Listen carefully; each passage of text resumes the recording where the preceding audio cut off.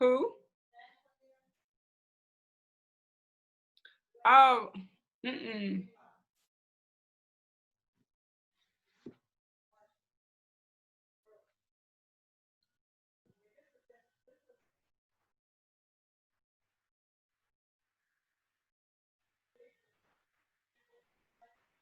Yep. I'll send it to Marsha.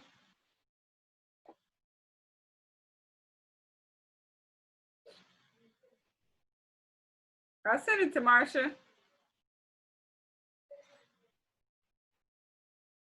I sent it to her already.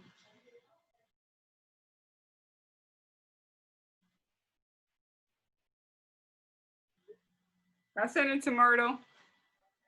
You can send it to Ashley and all the ladies from your church.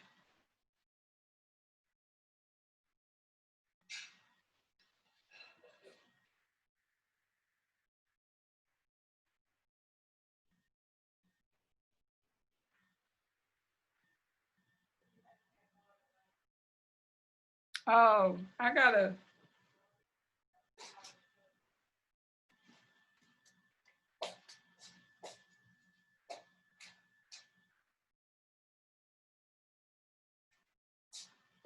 Oh, did we bring that kick-ass allergy?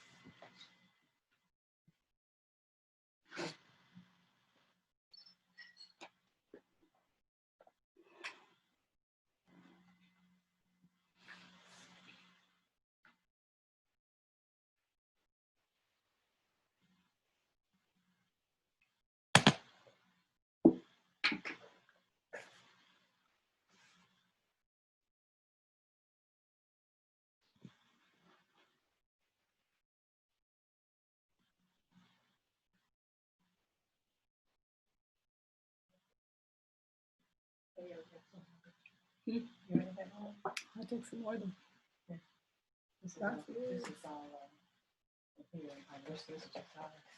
Oh, it's ice. You froze it?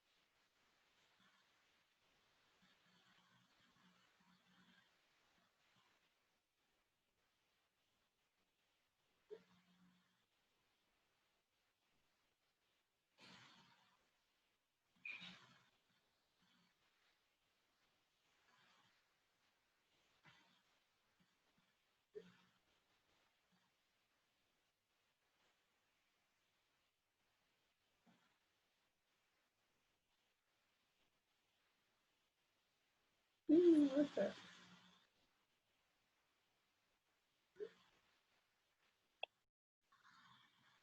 Hello, Cheryl. Look at you all gussied up. You look so nice. Hi. Hello, Miss Lynette. Ooh, Cheryl, look at you. I Fancy. just got back. I actually just got back and walked the dog. So Ooh, got back. This your dog walking outfit? No, I just got back from my date.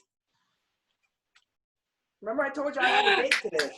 How was your day? It was fun. Yeah, it was fun. Yeah. That's awesome. Hi, Miss Lynette. How are you?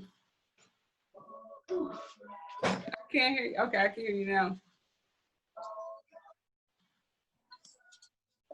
Hello, Andrea. Ooh, don't you look pretty? Everybody in their Sunday best at the house. I can't hear you, Andrea. Can you hear She me? was now. She was just still connected. She's connected now. Okay.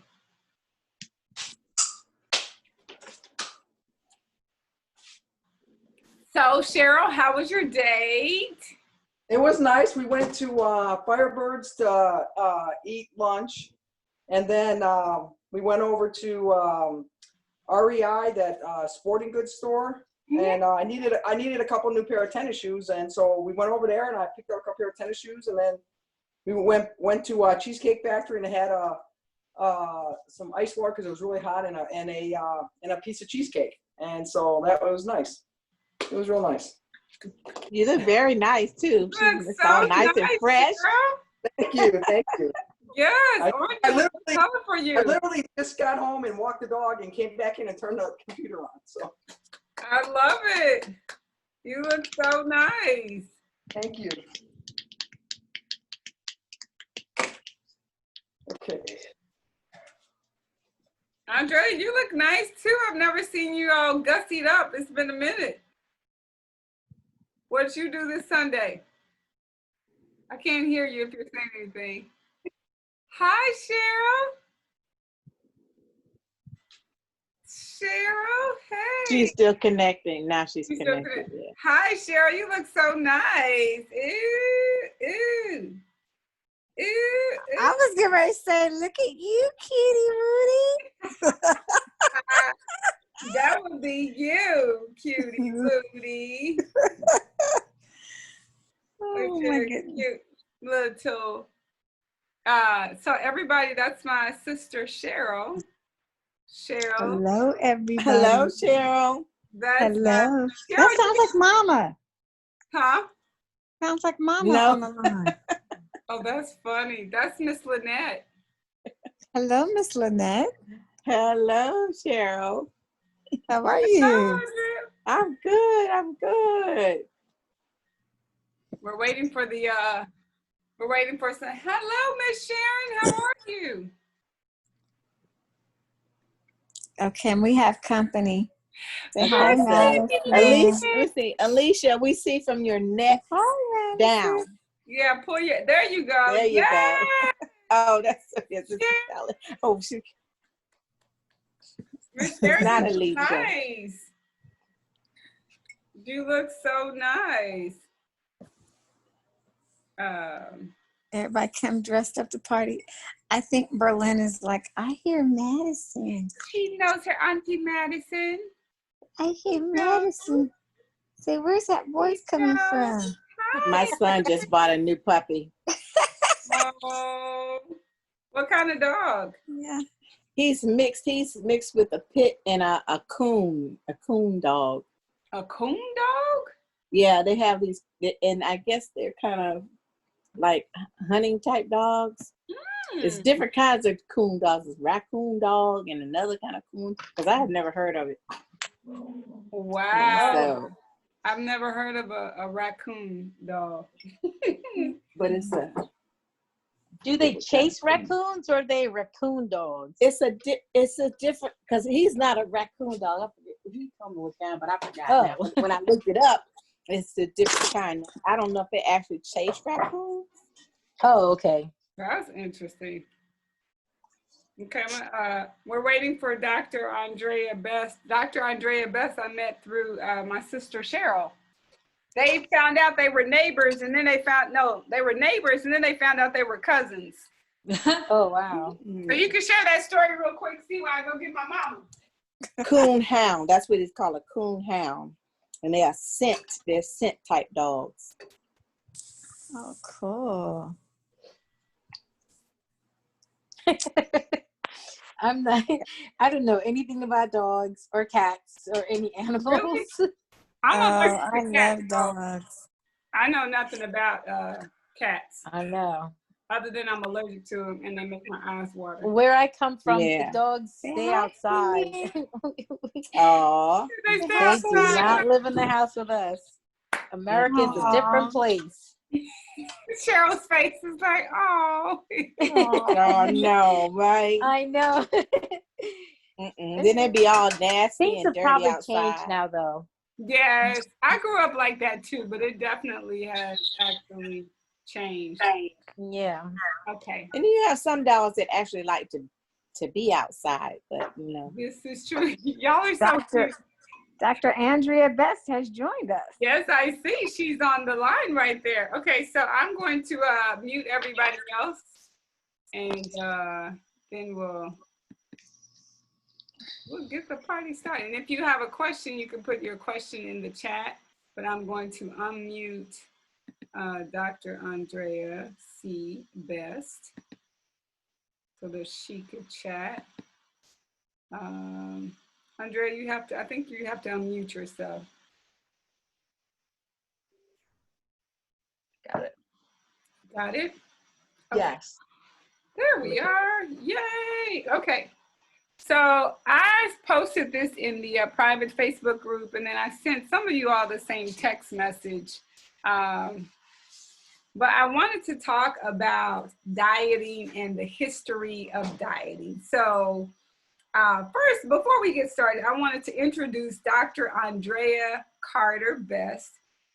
She is a medical doctor. She is a psychiatrist, and then she's a holistic nutritionist, right? And so one of the things that I truly believe is that your food really is your medicine, especially now, you know, what we're going through. Food really is the medicine, right? And so I love that she has all of it too, you know, in terms of like nutrition and the science of it. She has the science of it, and then as well as the psychiatry piece, because I feel like that is generally how oftentimes we kind of don't understand how we emotionally eat and where that comes from historically in terms of, you know, being enslaved people in that, where that falls into place. So, hey, Myrtle. So let's talk about, Myrtle, if you can mute your phone for me. I wanted to introduce Dr. Andrea Best, and then I want to talk about dieting, because I know we started a 30-day challenge, and I specifically said that this is how I want you to fuel your body instead of a diet, right?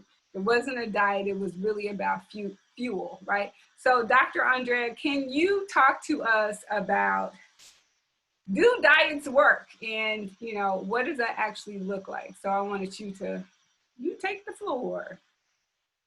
So, well, fortunately or unfortunately, I've had experiences to show me that diets don't work, in addition to the training and the science that supports the same. However, having an adjustment in your mindset, an adjustment in lifestyle, and adjustment in some key things that affect the gut, I think are important in terms of metabolism, weight management, addressing that visceral fat that we'll talk about, as well as mood and hormone management. So. So one of the things that I was really curious about, because I'm a huge fan of Jack LaLanne, like he kind of started this whole movement of, you know, exercising and eating more fruits and vegetables. He didn't call it a diet. He just really wanted to talk about kind of like the lifestyle. So I did a little bit of research on like where that comes from in our history. And the world's first diet book was written in 1500. And it became like a sexier, looser. In 1550, John Hale advised people to eat simply because more die of gluttony than the sword of the plague. So I really kind of wanted to, it's hard to say, like it's a $1 billion industry, right? The diet, the supplements. And if you look at kind of just some of the things that I've noticed, right? And I think because I like to go behind the popular things and kind of do my own research, right? So, yes. And your research, Dr. Best, what do you find most common when people come to see you for nutrition, right? What do you find people most commonly struggle with, you know, in terms of dieting? What are some of the common things?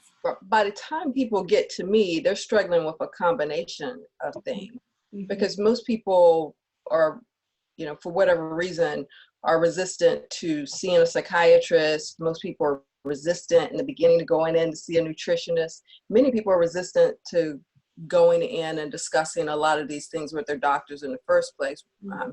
A lot of times physicians don't have a lot of time to even talk about nutrition, when it should be one of the first things discussed when you go in to the office for any symptom.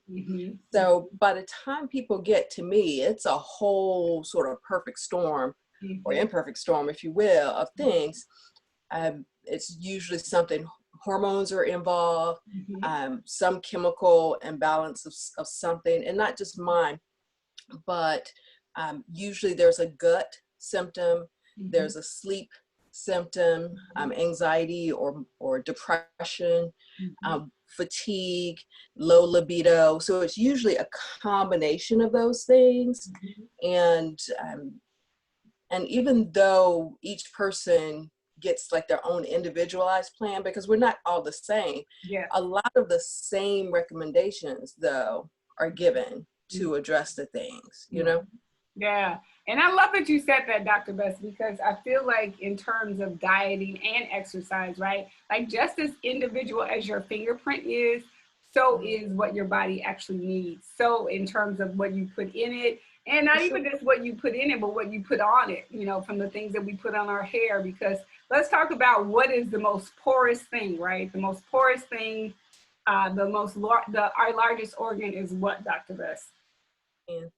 Yeah, our skin is like our largest organ. So in terms of how you hydrate, in terms of what you put on your body, and definitely what you put in your body, right? So I think commonly when you look at like visceral fat, so can you tell everybody what is visceral fat and what does it look like in the pancreas? What does visceral fat look like in the liver? And then what are some of the common things that happen when you have visceral fat, you know, excluding the diet, right? Because I wanted to really address diet, because I think commonly, even in taking the class and even in doing like the challenge, right? I didn't call it a diet. I wanted it to really be like, these are things that you should use to fuel your body, right? So let's talk about visceral fat and what are the dangers of having visceral fat. Right before that, I'll say you didn't call it a diet, and you also address mindset. So I always start with mindset. I always start with what we're thinking, what you're thinking about your body, what you're thinking about your symptoms, what you're thinking about the fuel, because it's not what we put in our mouth that defiles us. Okay, if you know the scripture, if you know that, it is our thoughts about things. Okay, so energy, food has energy. Our thoughts are energy. So you can have a number of nutritious things that you do put in your body, but because of your thinking, your absorption of the nutrients from that can be impacted. So it's not just eating the healthiest things, and we can certainly talk about specifics, but can your body absorb it? So there's other factors as well. In terms of visceral fat, you know, a lot of people will say, oh, that's abdominal fat or belly fat. And that's actually not the most accurate way to look at it, because the fat that I see on my arms or my legs or my belly, that's subcutaneous fat. That's the fat right under the skin. Visceral fat is that deeper fat that's there around, you know, right around your liver, your stomach, your intestines, your pancreas. And that's why it impacts your health so much. So it's there around the liver, your liver enzymes are impacted. It's around the pancreas, so it impacts your insulin resistance. It impacts absorption, small intestine, large intestine functioning and health. So that type of fat is what causes the stomach to protrude, which is why the recommendation is to make sure that your belly, you know, or your waistline, excuse me, for women is 35 and less. For men, 40 inches or less, okay? So if it's greater than that, if you measure that, then you're at, what the research says is that you're at greater risk for cardiovascular issues, hypertension, diabetes, even Alzheimer's and some other conditions. But what I'll go back to again is mindset. And when people come to my office, I say, I see you well. Even if there are symptoms, even if the labs say this, I still see you well. So we're aligning that we are well, and we're not coming from a space of sickness, but we're coming from a place of wellness. And so if you look at the language around things, the language is powerful. Like diet sounds bad. Who wants that? You know, all of this stuff. But if you talk about healthy lifestyle and vigor and energy and vitality and clear thinking and processing and creativity and creating, your purpose on the planet and good sex and squeaky joints, when you talk like that feels better. Yeah. So that takes you to a different energetic place. So even with the symptoms, even with the 35, 36, or even if you do a BMI and it puts you in an overweight or obese place, I still don't see you that way. And I don't want you to see yourself that way. So whatever we're creating, that right there, that is what's pulling us. We're being pulled to that. Understand? So those measurements we use, even BMI is not exact. And that the visceral fat, the only way to really, really know what that is to do an MRI CT, and we can't do that on every single person. So if you can just think, whatever your total fat is, about 10% of that is your visceral fat, but that is enough to cause you to be slowed down, sluggish, to not digest and to absorb things very well. That's enough to impact your creativity, your processing, your calculations, your memory. That's enough to impact your ability to orgasm. It's enough to impact your ability to problem solve, all of these things. So there are many other reasons to address it without saying, okay, you're going to have a, if you don't do this, because that doesn't really motivate people or pull people when you try to do it out of fear. Yeah, absolutely. So I mentioned in the 30-day challenge, I specifically wanted us to think about like fueling our bodies, right? Because I felt like that was super important in terms of not the dieting aspect and not even just the exercise. Because I know oftentimes when people start doing something different, the expectation is that I'm immediately gonna see changes, right?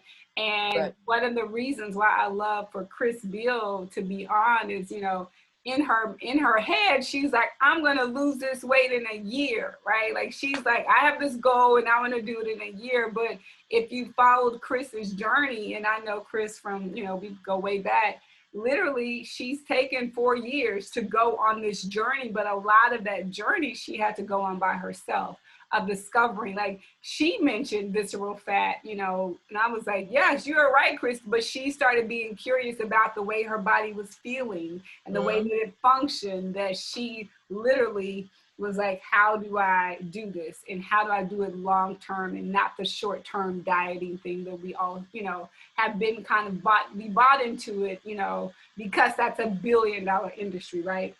Right. So I think it's interesting with you, Dr. Bess, because you went into medicine first, right?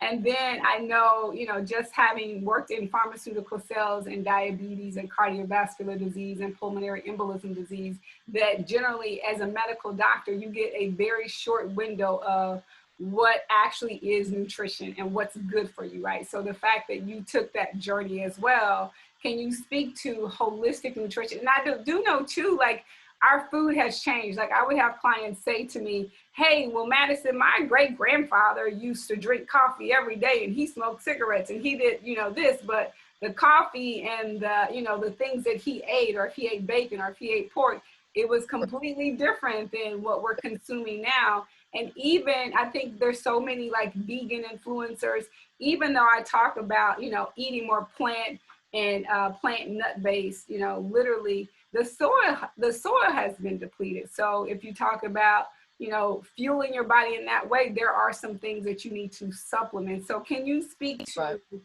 kind of how food has changed and what led you into going into holistic nutrition?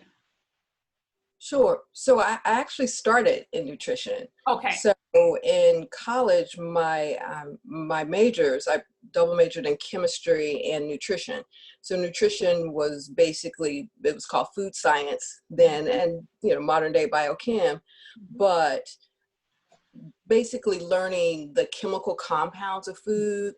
It was after I began medical school that I began the holistic training as well, and began learning about Eastern medicine and how Chinese medicine will look at the energy in food and the balance. So the yin and yang. So certain foods are considered cold and some are considered warm versus chemical compounds.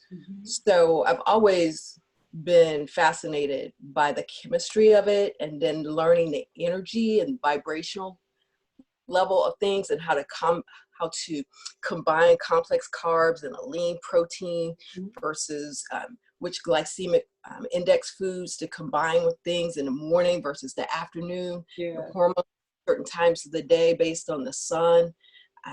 Our hormones certain times of the month based on the moon. All of those things, pretty fascinating. You're right. It's not really a part of, or at the time wasn't really a part of the medical school training, but more and more it is. When I came out of psychiatry residency, there was no integrative medicine training. So I just had to go and do it on my own and then put it all together. But there are programs that have it now. And it's important because the food is so different. So now we have food, we have preservatives and mycotoxins and aflatoxins in the peanut butter, the glycosylate on corn. We have food substances. The gut doesn't even recognize a lot of the stuff as food. So when you have, for instance, high fructose corn syrup. So my uncle and aunt, they were eating bacon and brown sugar and all kinds of things, but they were not eating high fructose corn syrup or hydrogenated fats. My uncle was eating bacon, but he was also eating walnuts, you know, from the trees. He was also eating seafood that he fresh caught. We were eating from our gardens. You know, my parents had a garden, so we were taking fruit and veggies and fish and sharing it amongst family members. So they could eat that way. But now the grains have sprays, and about 25% of the crops still have mold and yeast and other and fungus, those types of toxins on them. So even if you do a plant-based diet and think that you're eating healthy, it's important to know the source of the food that you're receiving, because your gut does not recognize it. And the gut doesn't recognize a certain substance as food, then one, it's not going to absorb it well. It's going to impact the lining of the gut, and then hence the leaky gut syndrome. Or it's going to pass out of your body undigested and cause the constipation, bloating, diarrhea, and those types of things. So for many clients, we'll talk about digestive enzymes like lipase, amylase, and bromelain, which can help to break down some of these things. But if you can figure out the source of your food first, and to try to avoid the preservatives, the artificial flavors, the enriched flour, anything enriched, you know, the white flour, white sugar, those types of things, then you're going to have healthier gut health, which is going to improve your immune system. You're going to have the appropriate percentage of the good bacteria to the bad bacteria. But if not, then sometimes we'll do probiotics to help with that. Other things can help with the lining of the gut as well. MCT oil, green tea extract, a number of different things. But if you can start with preventing it, that's always the best. Start with real food. Real food first, right?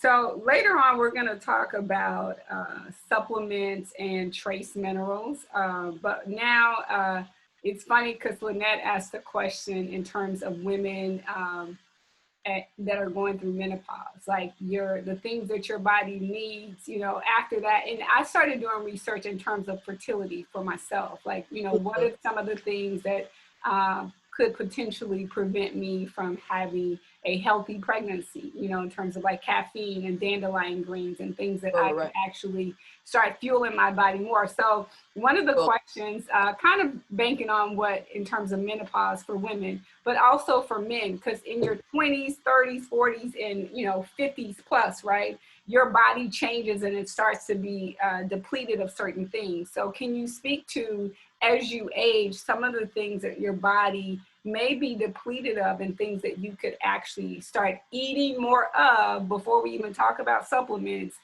Because if we even talk about like hydration, right? Like drinking water, how important is it for your body to, to actually consume, A lot.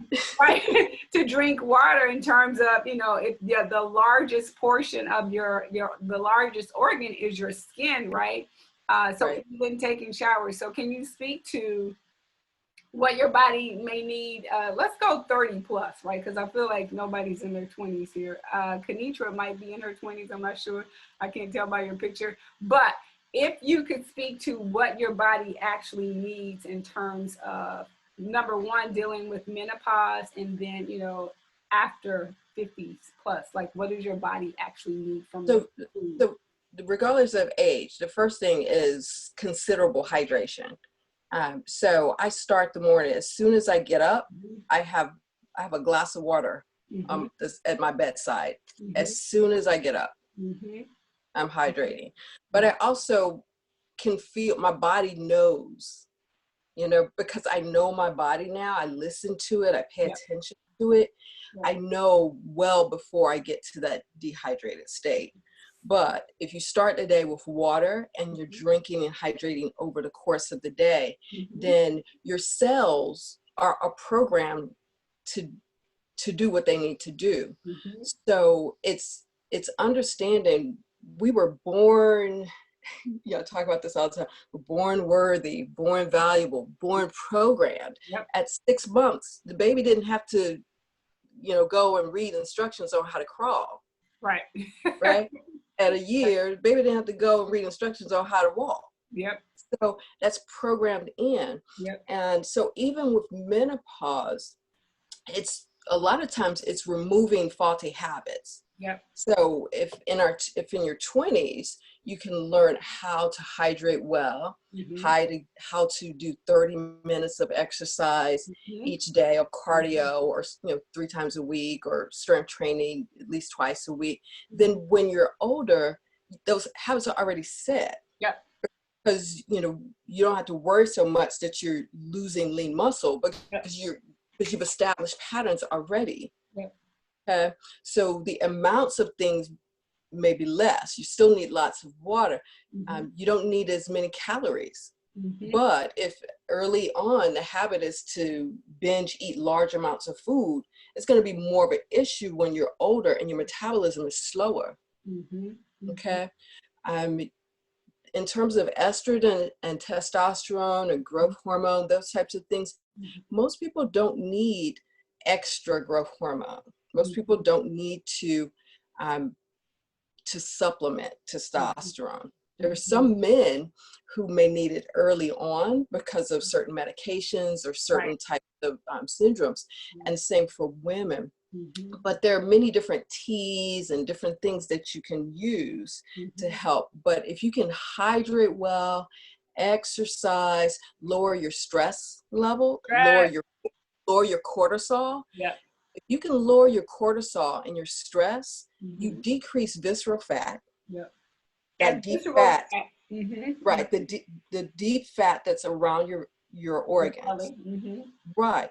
So if you lower cortisol, you impact that. So you improve your hormone balance, you improve your weight, you decrease the risk of your health issues. You increase your HDL, you lower your LDL, you lower your C-reactive protein. All of those things improve just from managing stress. So if you can learn how to manage stress either through mindfulness, meditation, prayer, exercise, eating lots of green leafy vegetables, having protein at every meal, doing 5 small meals a day where you have protein in each of those. And again, if your plate is about, I usually say 3/4 colorful or half vegetables, then that's the type of diet that is just going to allow your cells to do what they're already programmed to do. So our fat cells are already programmed to be eliminated. So we didn't have to do extra stuff to increase what's called programmed cell death or apoptosis. But if habits back here are such that you have to do it now, then certain things like green tea extract in the morning in a plant-based smoothie, a tablespoon or teaspoon of MCT oil, depending on your triglycerides in that green tea smoothie, blueberries in it that have a lower glycemic index in that plant-based green tea smoothie, flaxseed, chia in that plant-based green tea smoothie. You understand? Those types of things. And then, lunchtime, a salad. If you're not, I eat fish. So, and certain times of the year, I will also eat a bit more poultry. And this is because I know my body. And my body has been trying to get through menopause. Right. For some time, I would like for it to just say, okay, we're done. But about 6 months, I'm like, woohoo. And then it's like, it's like a period comes back. I'm like, what is going on? But anyway, so I know my body. I know I need when I need more volume, lean protein. But otherwise, I might do just like 2-4 ounces of a lean protein, like chicken or fish. That's about half the size of my palm.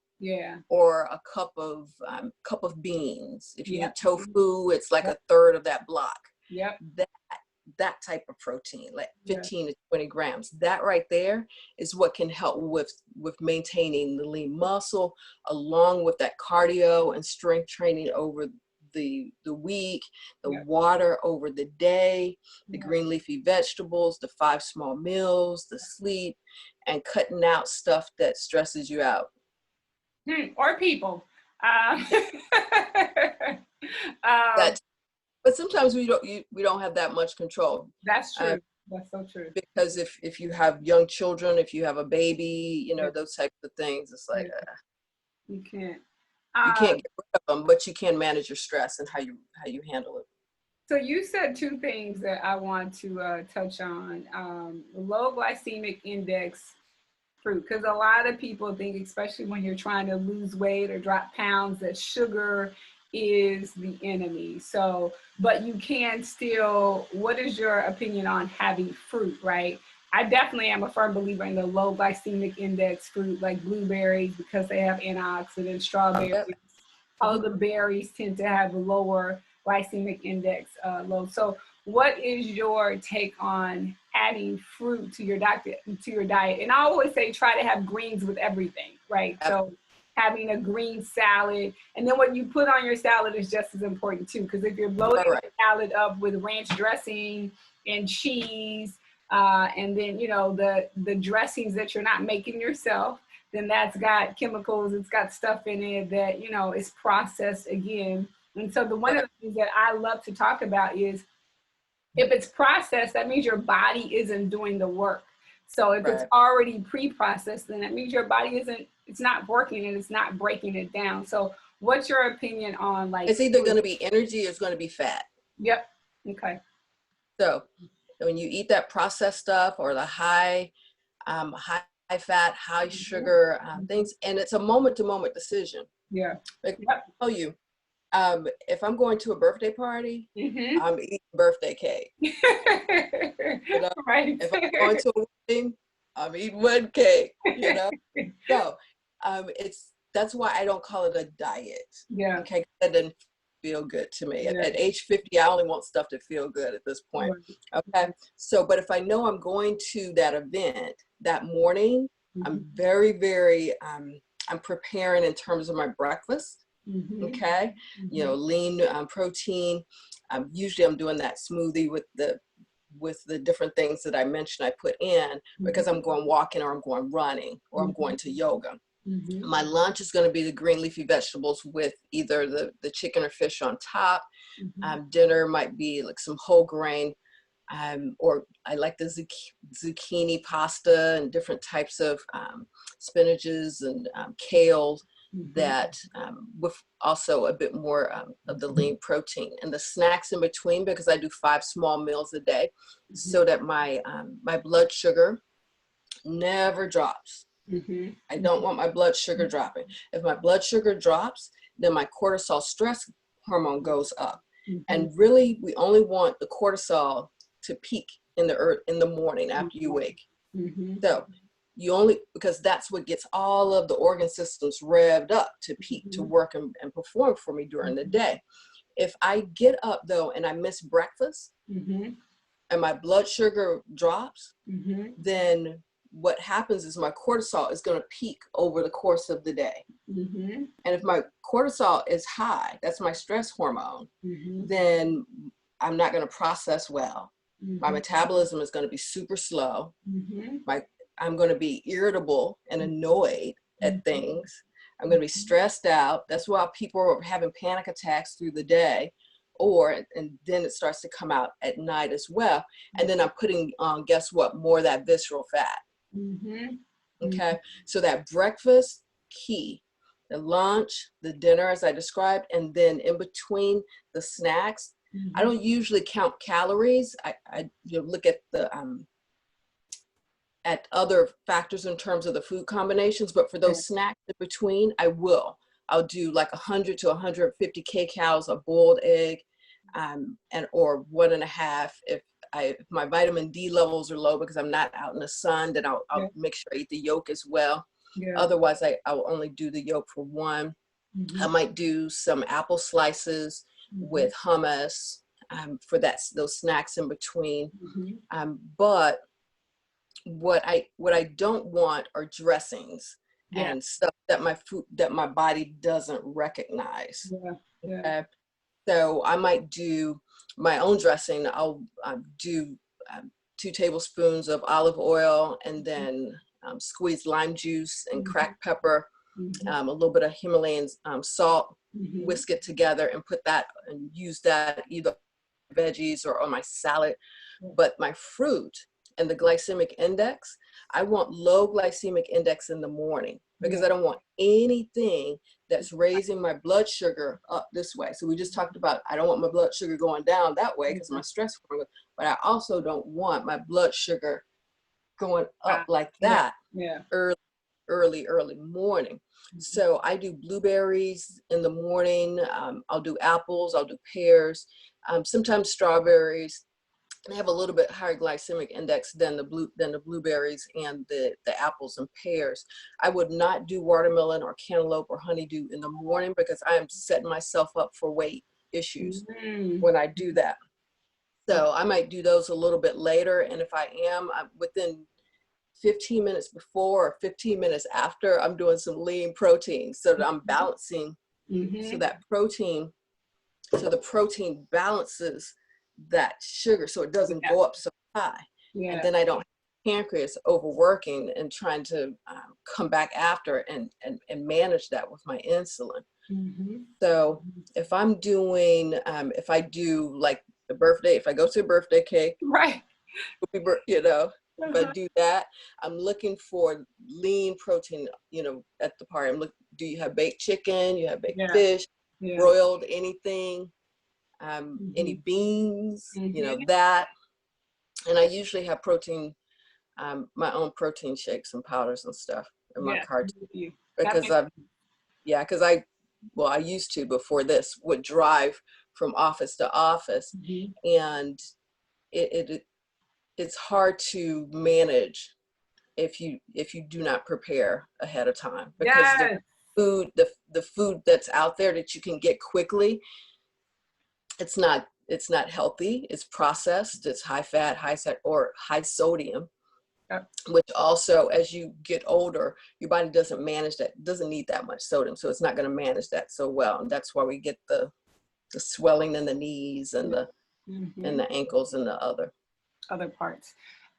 So with, before we were talking about, how to fuel your body, we were talking about diet. So one really popular diet is intermittent fasting. Tons of people are doing intermittent fasting. I tried to do kind of like my own clinical trial, because when you talk about that individual fingerprint of what you actually need, not everybody should be doing intermittent fasting, but a lot of people are. So what is, coming from a medical doctor to a holistic nutritionist to a psychiatrist and putting all those things together, what is your opinion about intermittent fasting? And I just don't think it's the healthiest option. Just like I don't think keto, is I hate it. Keto acidosis. Yeah. Right. Keto diets. The problem is the brain needs to be fed consistently. And the rest of the organs in the body will break down stored fat, will break down even muscle to amino acids, and then convert that and use that as fuel and energy. But the brain needs glucose, and it needs the glucose from the last meal you had. So if you go past 3 hours without eating, blood sugar drops, cortisol goes up, and the brain, that's why you get the foggy, can't calculate, a little bit more irritable, the headaches, all of that, because your brain is telling. So if you listen to your body, if you feel your body, it will tell you, oh, that I need to eat. It will tell you when it's like, oh, I need water. It will also tell you when it needs some more fat, good fats like coconut oil or avocado or olive oil, usually, if you pay attention. But there are certain times when people do have to lose a significant amount of weight quickly. Okay, when you're in a health zone here, okay, you might have to do some things to get yourself out of that risky stroke zone. So you want to prevent going to that place anyway. It's like someone who comes into the office and they're coming to see me as a holistic psychiatrist, and they want to use some herbs or teas or different things. Well, if it has gone to this point here where you're suicidal or you can't function,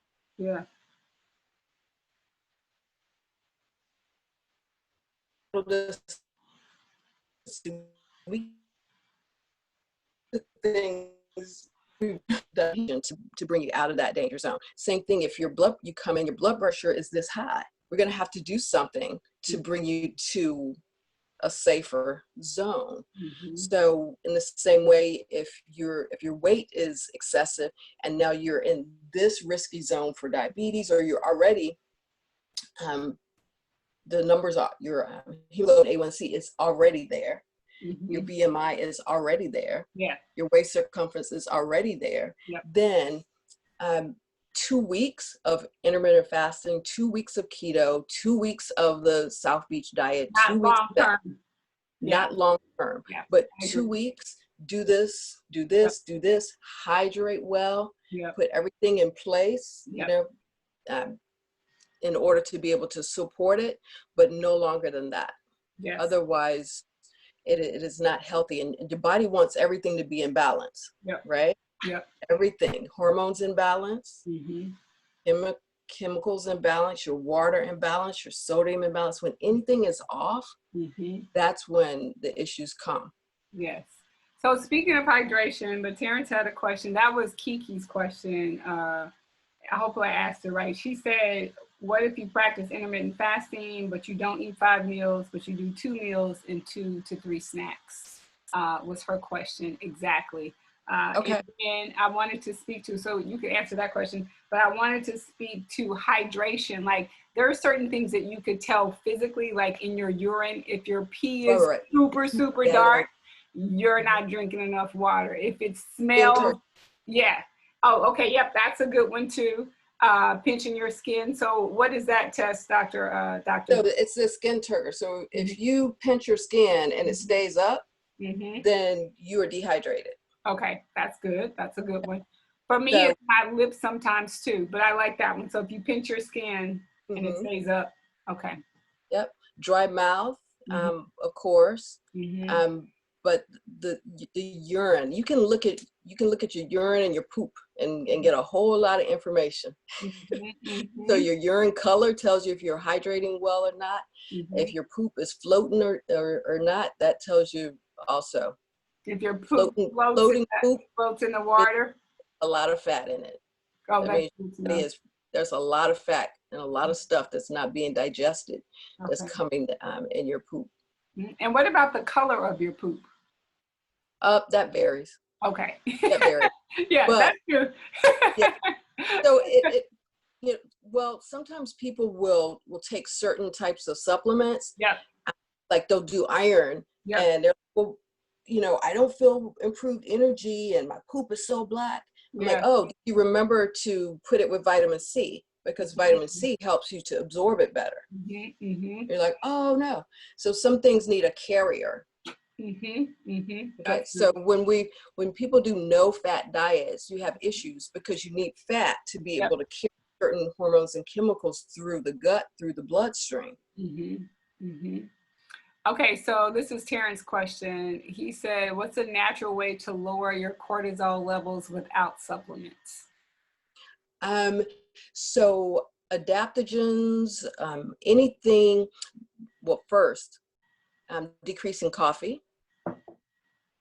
So decrease coffee. If you're drinking more than 2 cups of coffee a day, you can really help your adrenals by decreasing that to 2 cups. And if you have high cortisol and anxiety, really decreasing, and removing coffee and using green tea as an alternative.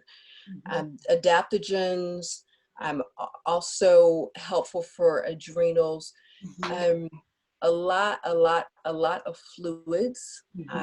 The B vitamins, the B complex vitamins are going to be like the best, really. And I wouldn't do a mega dose or a high potency B vitamin unless you know your B12 numbers are normal or low. But for some people who take too much B12, it makes them jittery and can increase anxiety. And then you sort of get the rebound from that. So B vitamins, your grains, your green leafy vegetables, the adaptogens, lots and lots and lots of water. Making sure you eat breakfast or something in the morning, and protein in that breakfast is probably going to be it's going to be key. And again, the adrenals, that's your fight or flight. Yeah. Okay. So if you have relationship issues, with your spouse, with someone you work with, your employer, when you're in their space and there's drama, or you're getting stressed by that, your body feels that stress in the same way as if a 18-wheeler is coming at you 65 miles per hour. It doesn't know the difference. So managing that stress, that fight or flight reflex, is huge with the adrenals. So if your adrenals are excreting cortisol, it's usually because that fight or flight was triggered. So we know our other senses, our sight, our hearing, our taste. The fight or flight sense is that you can't feel, but it's there, and it serves a purpose. But we don't usually have an 18-wheeler, barreling down on us. Okay, so when that fight or flight is triggered, your heart rate and blood pressure go up, to send blood to your arms and legs and muscles to be able to fight or flight, run. Okay, so it is not sending it to the brain though to think and process. Okay, we need the muscles, we need the extremities to be stronger. So not up here. So that's why when we're in a stressed out space, you can't problem solve or think rationally or even make the best judgments. Okay, so that fight or flight gets triggered, the blood goes to the arms and legs, right? The way to reverse that, breath work. Your breathing does the opposite. So the breathing that I'm doing now, that we're all doing, this is the maintain life and organs breathing, okay? But when you do deep inhaling, such that and slow. So it's a type, deep breathing is super slow, and it is what reverses the fight or flight. It's what says everything is okay. So if this is the trigger, deep breathing does this and this. It's okay. It's soothing that. It's okay. There's no danger. There's no 18-wheeler. There's no dinosaur. There's no person here trying to hurt me. Boom, boom, boom. So usually when I teach breathing, I tell people to either sit, stand, or lie down, but make sure nothing is crossed. So you don't cross your arms, you don't cross legs, you make sure your spine is straight, Right. but yet you're comfortable. And then you inhale deeply and slowly to a count of 4. And as you're inhaling, your chest expands. If you put your hand on your belly while you're inhaling, your hand should go out. Why? Because the type of deep breathing needed to reverse that fight or flight reflex is when the chest expands, which pushes down on the diaphragm, and the belly right here goes out. So if you put your hand on your belly, like right now, your belly is not doing anything because I'm not doing deep breathing. But if I stop and inhale deeply, counting 1, 2,000 to 4, I can feel my hand go out. And then when I exhale, my hand should go back in. So I usually inhale to 4 through my nose and exhale through my mouth. Now, for some people, their mind is really still too busy because that's anxiety, the ruminations. And it's not wacky stuff. Like anxiety is just normal. Everybody's born with it. So too much of it, though, is when you're ruminating and thinking about the bills or the kids or the spouse or the this or the to-do list, or I'm supposed to be here next and then here, here. All of that right there, body senses that as danger. Okay, so the heart rate is up, blood pressure is up. That's why some people who say, I'm not really stressed, but their heart rate is up, their blood pressure is up, and they begin to have issues with other organ systems because that's that heightened system. So for them to be able to quiet some of that noise, meditation is one thing. Another is, particularly if they can't get into a meditative state where you quiet the mind and can just imagine all the thoughts going into a cloud or into, whatever you want to put it, a bubble or whatever, then focusing on the breath work, setting your timer for 5 minutes or 10 minutes, and then just practicing inhaling to 4, holding it for 2, and then exhaling on 5. So then you're focused on the 4, the 2, the 5, the 4, the 2, the 5. And then all of the other anxiety, all of that other stuff gets put to the side. Heart rate goes down, blood pressure goes down, fight or flight turned off. So the best thing is to prevent it from getting there. But after that, the breath work it just works. It's normal physiology. So there's no hocus pocus, there's no magic. It's just, that's the way the body is designed. That's good. So Dr. Andrea, I know we've almost been at an hour, but I wanted to kind of go over because of the times that we're living in, you know, people have different opinions about what's happening, what's not happening. But in terms of really taking care of yourself and do-it-yourself health, there are some things that you could do to maintain your immune system. Yeah.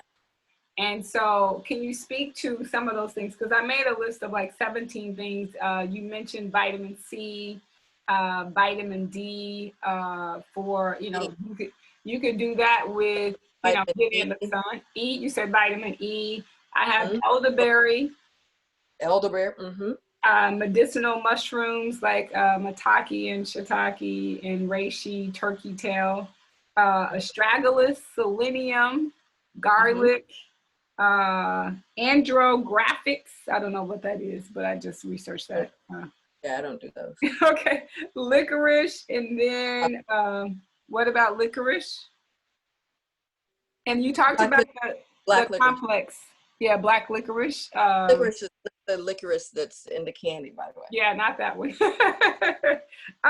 And the We B talked about complex. the different teas, remember? Okay. So there's certain teas that you can put together Mhm. or soups that you can put together that can help with immune system. Mhm. And don't forget the probiotics. So the Probiotics. Okay, that's good. probiotics, at least 10 billion lactobacillus, okay? Mhm. Because the probiotics can help with the yeast. It helps, you know, the mycotoxins in food, a lot of the that food stuff that, excuse me, the non-food stuff that Yeah. we talked about earlier. Yeah. The probiotics, the amylase, lipase, bromelain, the green tea extract, those are key things there. But there are different teas and soups and combinations. Bone So broth. pardon? Bone broth. Yes, Mhm. yes, absolutely. Mhm. And then for like the Chinese will divide certain viruses into like cold, like wind cold type and wind warm type. So the cold type, those are the regular colds. So cilantro and basil and parsnips and ginger, you know, those types of combinations. But COVID falls more so in the wind warm type. So it's going to be more definitely cilantro, but some of the onions and mint. So if you can do more of your cilantro and your mint teas, during this period of time, a lot more water, the meditation to, you know, soothe that fight or flight. Very important. And then just other things, managing the stress. Yeah. You know, one thing I was looking into, and I can't find anything definitive, is should I remove my apple cider vinegar during this period of time? Because apple cider vinegar, we know, absolutely helps with your blood sugar, your blood pressure. And I used to like to do, if I didn't do my warm water and lemon in the morning detox, then I would, you know, sometimes do my apple cider vinegar and my water in the I do morning. that in the mornings. But according to Chinese medicine and many Chinese doctors, vinegar actually traps virus. So you want to release virus and the body fight it off. You know, it's usually if you have a cold or flu, you avoid vinegar. You also avoid the heavy volume meats. You avoid shellfish during those periods of time. Okay. Right. But so those things make sense with COVID. You know, not to do so much meat, but to definitely get my protein in my, you know, like 5 meals a day, or if you're doing the intermittent, like the young lady I mentioned, and she's doing this with the 2 snacks, make sure those, you know, those snacks, you have some walnuts and some blueberries in there and some flaxseed and chia mixed in with something. Okay. The almond butters, those types of things, mix in the chia and the flax into that so that you get as much bang for the buck from those.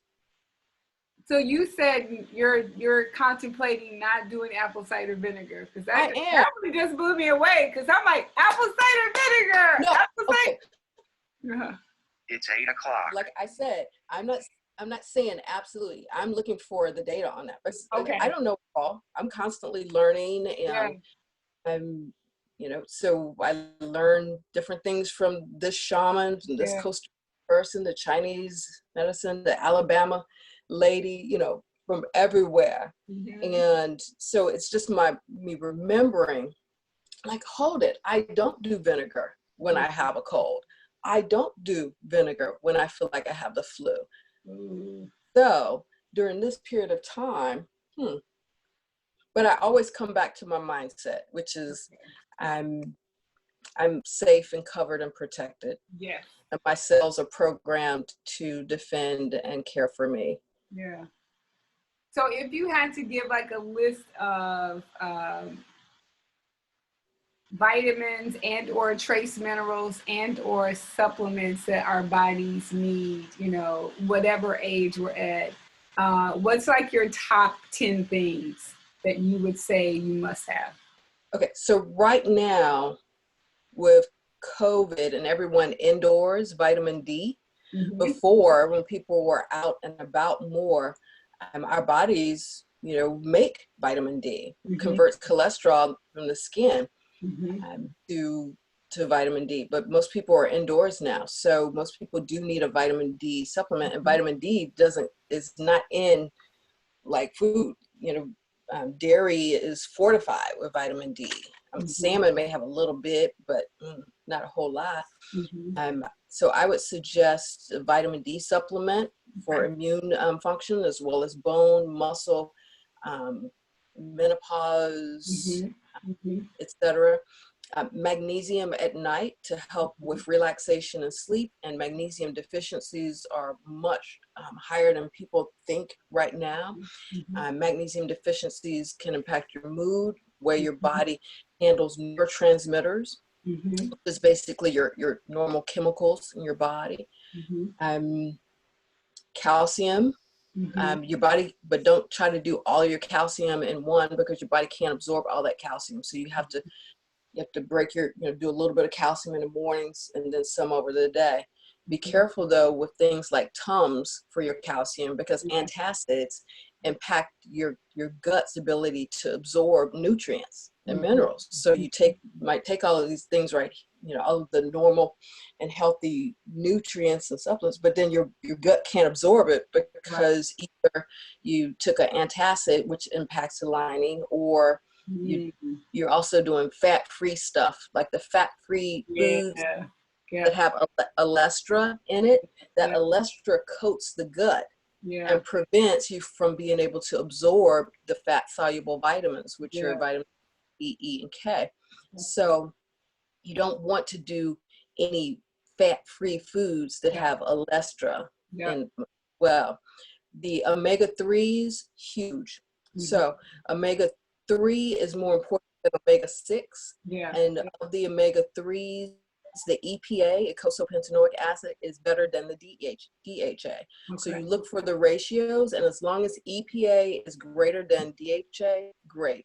If you're doing a 3-6-9, make sure there's more of the 3 than the 6, and definitely more than the 9. So omega-3s will be in it. I recommend those if you're not eating fish at least 3 times a week. And the fish would be great, because the omega-3 in is so bioavailable. Your body just absorbs it greatly. So salmon, mackerel, trout, sardines, tuna, krill, herring, all high in omega-3, and then the way that your body will be able to absorb it. And omega-3s are important for your cells, but not just the cell membrane, which is a huge deal, right? Because you want things to be able to get into the cell, and the things we don't want to not be able to get into the cell. So that's why omega-3s are so important. But it's also the receptors on the cell. So the receptor needs to be able to receive the tryptophan or the tyrosine. Right? So tryptophan is needed for serotonin and mood. Tyrosine is amino acid needed for for frontal lobe functioning and energy, your dopamine.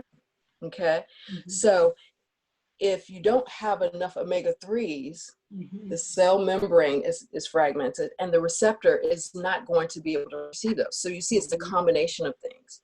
So your omega-3s, super important for mood, also joints. So not just the cell and the receptor, but joints and tissues. Inflammation. So sometimes I'll say people, I'll recommend if they have inflammation in their knees and arms and shoulders to do not just do your turmeric teas, but to definitely increase your omega-3s.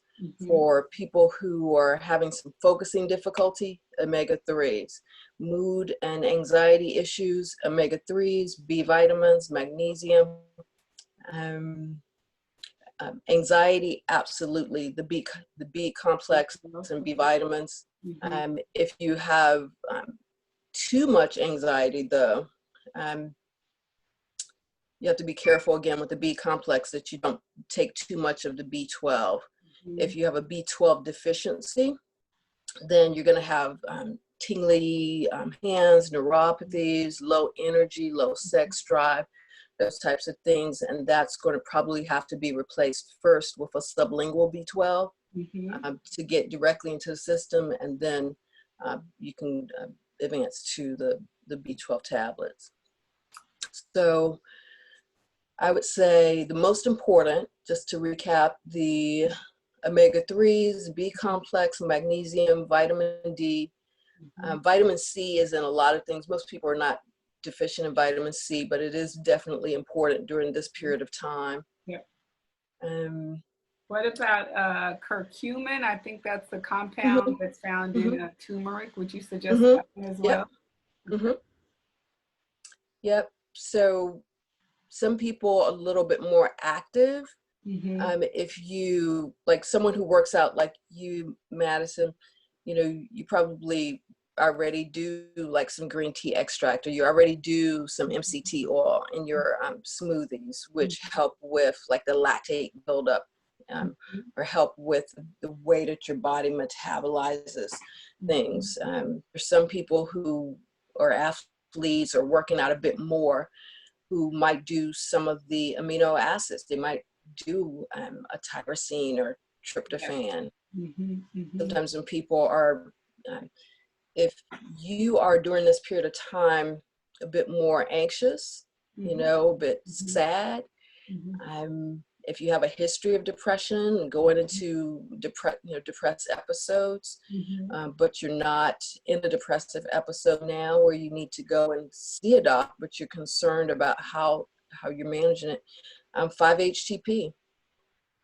So it's a tryptophan. There are a number of companies that have the tryptophan in combination with L-theanine and like lemon balm extract, dandelion, and then there are others.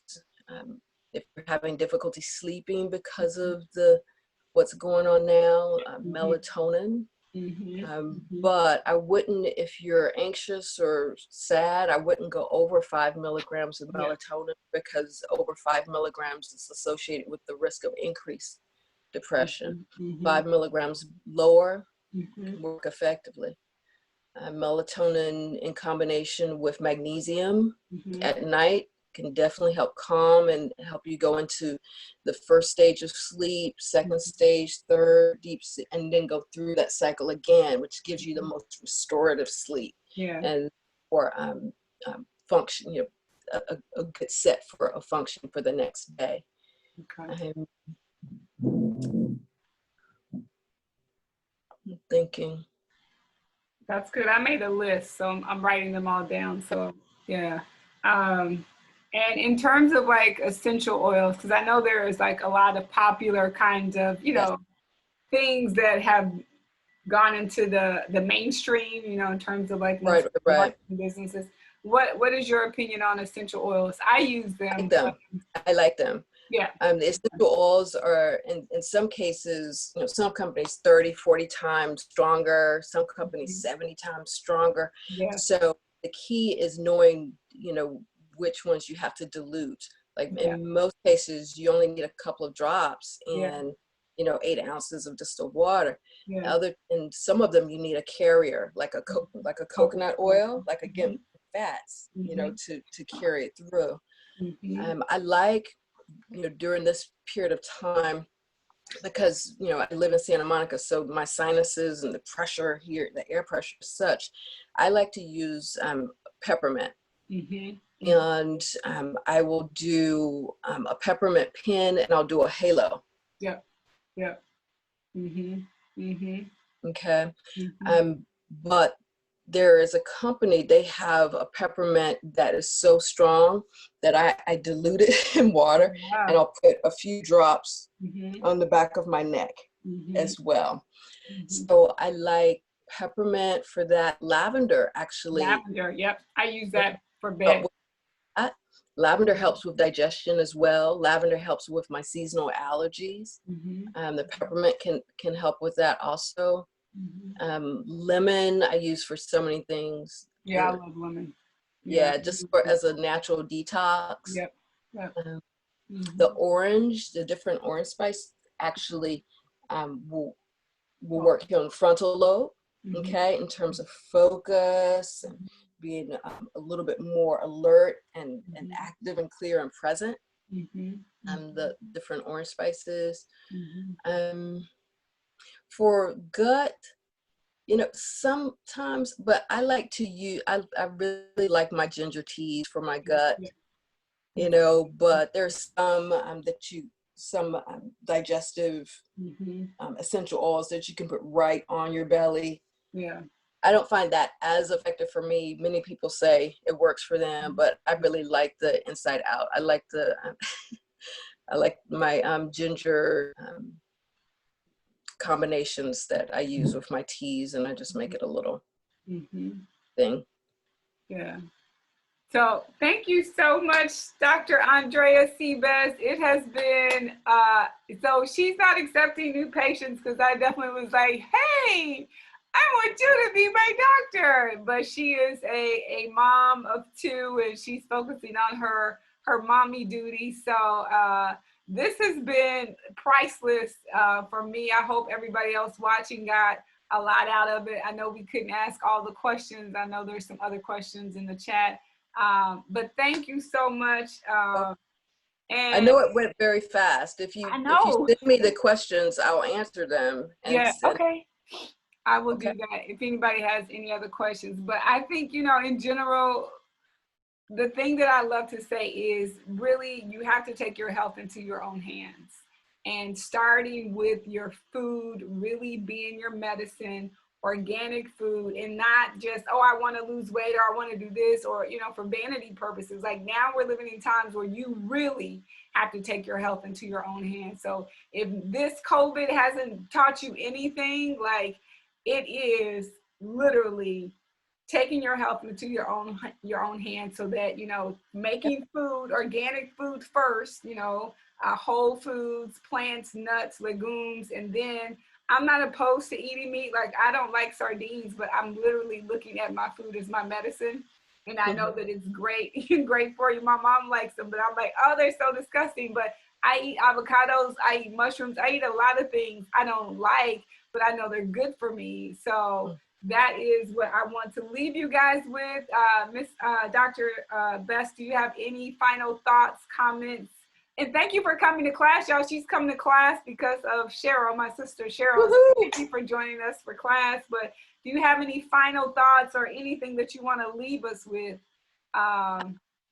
No, just, you know, don't beat up on yourself, and use the right language, you know, that helps you to see it as you're just doing this for yourself.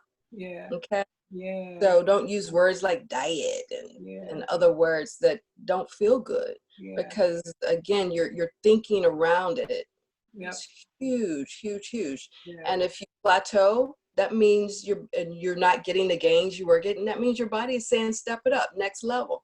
Mhm. So my girlfriend and cousin, Cheryl, Unshakable Woman, you know, she knew, okay, I needed to take it to the next level, which is why I'm in your class. So I'm appreciative of that. Mhm. So yes, so you all, my friend Cheryl has a wonderful podcast called Unshakable Woman. So I'm going to put that in the chat, the private Facebook group too. If you haven't gone to the private Facebook group, then definitely send me an email. I know Chris is in it, Monica, Andrea, I'm not sure if you're in it or not. Kanitra, I'll have to get it to you. Terrence, you're not in it either, but it's okay. Cheryl's in it. Miss Sharon, I think you just got in it. So yes, thank y'all for that, because I'm going to be putting some information about Dr. Andrea. We may not be able to be a patient, but you know, thank you. This has been priceless for me in terms of just learning things. And I really wanted to inspire people to not just like try to get the outside, but start from the inside first, you know, and healing your body that way. And then I just believe that supplements should be supplemental to what you're already eating, right? And what you're already thinking, and where you're taking your body and your mind and your spirit and the people that you surround yourself with. That's what I believe. And it sounds like Dr. Bess believes the same thing. That's why she's in this class, and that's why I met her through my sister Cheryl. So thank you guys. And the other thing that I wanted to talk about too, we'll talk about this off the air, Dr. Bess, because I believe one thing that you could do in terms of doing it for yourself, do it yourself health, is really educating yourself. And one thing that I'm a huge believer in watching food documentaries and like really trying to get an understanding for what is happening with your food, what's happening with your medicine, what's happening just in general. So we're going to talk about that the next time, Dr. Andrea. That would be good. About some documentaries that I think are a must watch. I put that at the list last because I wanted to talk about that, and I put a link in the private Facebook page, but I think that's super important. So thank y'all for joining me on your Sunday, and thank you so much, Dr. Andrea C. Carter Best. If you're on Instagram and you want to follow her, she's Dr. Best Integrative. I put it in that flyer. And then her website is I, then M, then spell out doctor, and then best. Because she's the best, y'all. So thank you so much. It's been so Thanks for having me. Say it again, Dr. Andrea. Thanks for having me. Absolutely. Thank you. Thank you, Dr. Carter. Yeah, so I'm going to unmute everybody if you want to say anything. Thank you. Yes, thank you so much. Thank you. Yep. All the information. Thank you so much. Great information, great stuff. Yes. Yes, I yes. just love her calm spirit. She has a very calm. Beautiful, Yeah. right? Right. Mhm. She's very zen. Right. Very calm. Yes, she is. 14-year-old and 18-year-old are out there. Don't let her fool you, because she has a calm spirit with them too. I Aw. can only I bet imagine. she I can does. only imagine. So thank you. Thank you. This has been priceless, and we appreciate your time and the information and getting just a slice of a little bit of all the things that you've, spent years to. You've been in the business like more than 25 years, right? Yeah. This is my 25th year. Yeah. Wow. Great. So we're getting like the concentrated version of all of her Eastern, Western, holistic nutrition and all of those good things. So I can't say thank you enough. So welcome. I know we went fast. Again, please send me the questions so that I can make sure that you have the information. That's the important thing, that you have the information and then you share it. Mm-hmm. Okay? Share. Yes, please.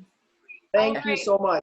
Thank you. Y'all. I'll see y'all tomorrow in class at 9 o'clock Pacific Standard Time, 11 o'clock Central, and then 12 o'clock Eastern. Yes. Bye. All right.